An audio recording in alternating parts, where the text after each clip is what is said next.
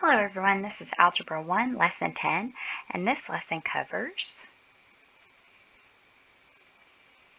division by zero, exchange of factors in multiplication, and conversion of area. Alright, division by zero. Division is the inverse operation of multiplication, and basically what that means is that it undoes the multiplication, just like addition and subtraction undo each other, division and multiplication undo each other. Anything divided by zero is called undefined, okay, or indeterminate.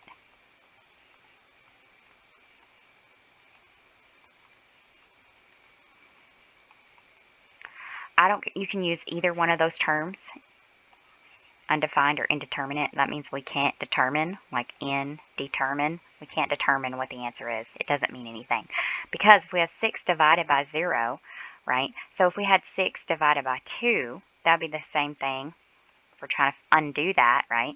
We could say 6 equals 2 times something, and that would be 3. 6 divided by 2 equals 3, right? Because 6 is 2 times 3. But we don't have anything that we can multiply times 0 and get 6. 0 times anything is always going to be 0, so that won't work. So anytime we have 0 on the bottom of a fraction or something divided by 0, it is called undefined or indeterminate. Alright, so this one asks us to evaluate. For this top one, it's really, really easy. We have a 0 on the bottom. It doesn't matter what our top is. This is going to be undefined. Right? Even if we solved the top, we said 4 minus 2 minus 2, so that would be 4. If we did negative 2 and negative 2, that would be negative 4. That whole top's going to be 0. 0 divided by 0. I mean, we could call that one 0. We could say 0 divided by 0 is 0.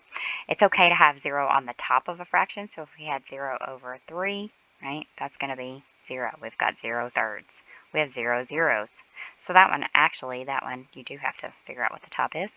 If the top's 0, then the whole answer is 0. This one, if we did 4 minus 2, we would get 2, and then minus another 2, we're going to get 0. So this is 13 over 0. This one is undefined. Right?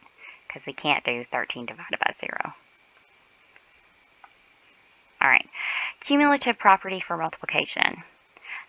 The order in which two real numbers are multiplied does not affect the product. For example, we can multiply in any order, basically. Cumulative property just means, or commutative property means we can commute the numbers. Like if you have a commute, that means you drive to work. You go from one place to the next. It doesn't matter what order we multiply. So 3 times 4 is 12, and 4 times 3 is 12. 4 times 3 is 12, 3 times 4 is 12, any order. Alright, so that means we can multiply these in any order. First thing I'm going to do when I have negatives and positives in there is I'm going to cancel my negatives. Alright, so I got one negative left. That means my answer is going to be negative. Now I can do 3 times 4 would be 12, and then I can do 6 times 2 is another 12. 12 times 12 is 144. I get negative 144. These are the same numbers, just mixed up. So that's going to be negative, and I can do 6 times 2 is 12, and 3 times 4 is 12 right there, and 12 times 12 is 144. Doesn't matter what order we go in. This one I could do, cancel my negatives, 6 times 4 is 24, and then 3 times 2 is 6. 6 times 24 is also going to be 144. Doesn't matter what order you multiply in. So, multiply your easiest ones first. If I'd gone in a straight line, I would have got the same thing. So like for right here, if I'd just gone straight across, so cancel my negatives, I'm going to have a negative answer. 3 times 4 is 12. 12 times 6 is 72. 72 times 2 is 144. Okay, but it was easier for me to group these into groups and multiply them that way. So whatever is easiest for you. Alright, this part's about conversion of area.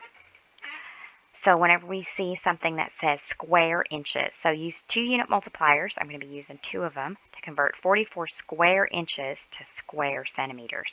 All right, so if I write 44 inches squared, right? Inches squared just means inches times inches, because squared means times itself. So whenever I see square inches, I'm going to put inches twice and then put that over 1. That looks very sloppy. I'm going to write it better than that. 44 inches times inches over 1. Now, my unit multiplier for this, from inches to centimeters, I have 2.54 centimeters equals 1 inch. So that means I'm going to have 2 unit multipliers because I have to get rid of inches twice, right? My inch is going to go on the bottom because I need it diagonal. And my 2.54 will go on the top. And that's centimeters and centimeters. Now, the reason I wrote it twice is because I'm going to have to cancel twice. Okay, so I've got it twice here. That means I have to have it twice over here. Now, they don't even expect you to multiply that out. You can just write 44 times 2.54 squared, right, because we have 2 of them. And then I've got centimeters squared. Here's my centimeters and my centimeters. And that's what your answer will look like when you do those.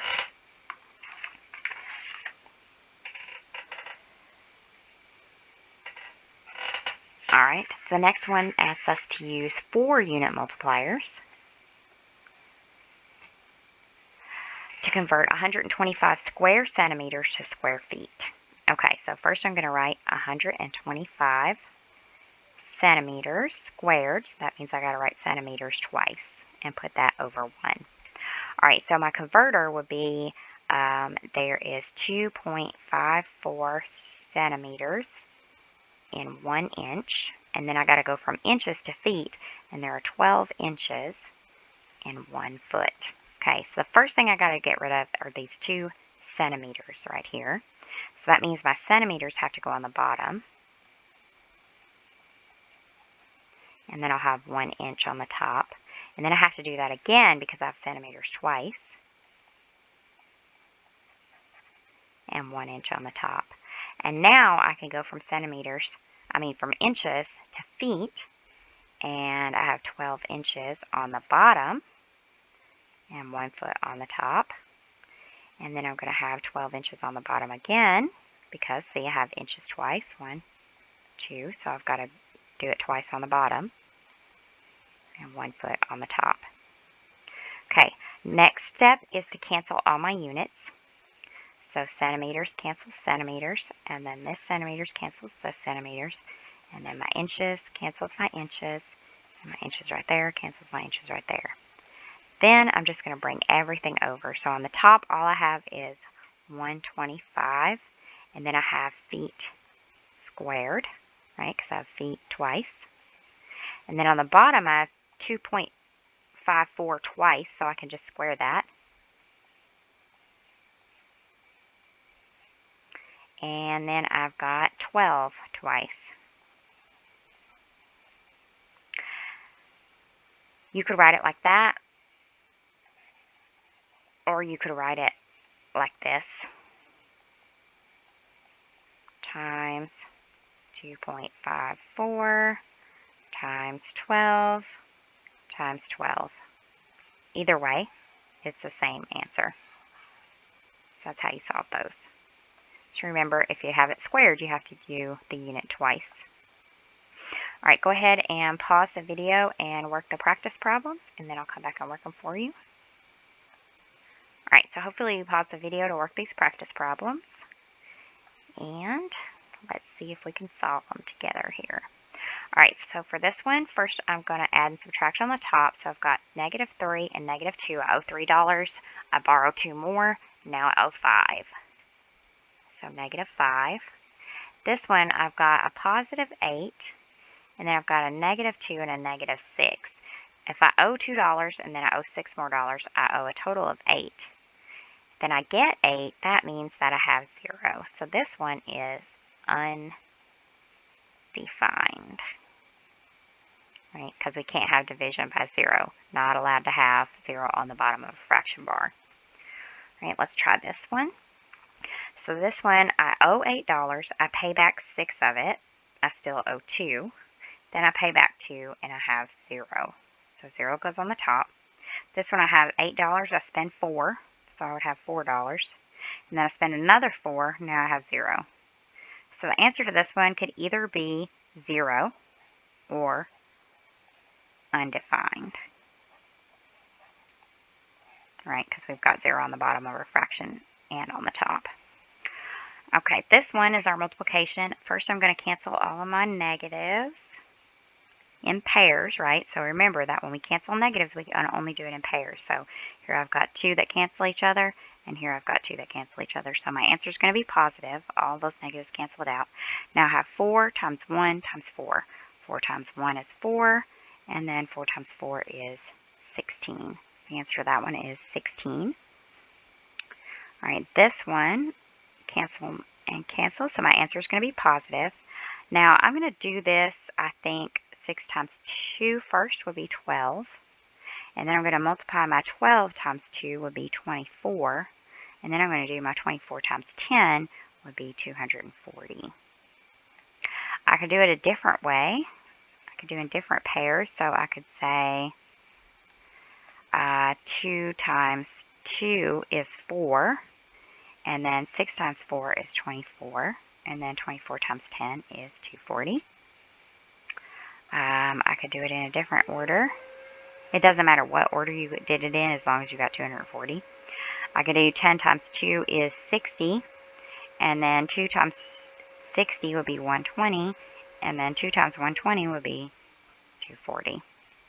Right, so any order. All right, use 2-unit multipliers to convert 44 square miles to square feet. Okay, so my converter from feet to miles is 5,280 feet equals 1 mile. And I've got 44 square miles.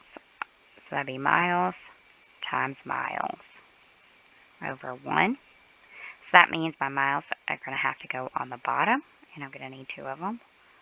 So 1 mile and 1 mile. And then on the top, I'm going to have 5,280 and 5,280. And that means my answer is going to be 44. Oh, wait, got to cancel my units. And these are feet. There we go. So we're going to have 44 times 5,280 times 5,280.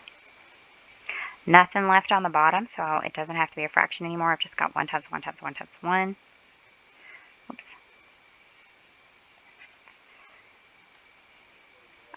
And then my only units I have left are feet and feet, so that would be feet squared.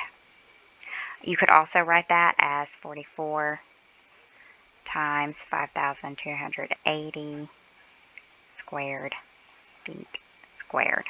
Right? So instead of writing this out twice, you can write it once and then square it, as long as everything's in parentheses. Either of these answers is fine. All right, last one, use 2-unit multipliers to convert 3,500 square centimeters to square meters. There are 100 centimeters equals 1 meter, because cent means 100, 100 cents in a dollar. All right, so we're starting with 3,500 square centimeters. That means centimeters times centimeters over 1. That means I'm going to need centimeters on the bottom, so they'll cancel. And it's 100 centimeters. And 1 meter, and then 100 centimeters and 1 meter. All right, cancel my units. Top, I'm going to have 3,500. On the bottom, I'm going to have 100 times 100. And then on the top, I'm going to have meters squared. So you could write it like that. You could also write it like this.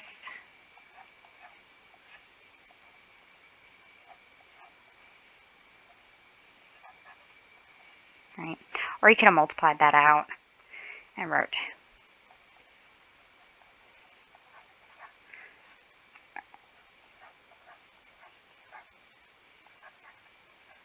So any one of those three answers, those all mean the same thing. Any one of those three forms would be correct. All right, that is it for Lesson 10. Thanks for watching.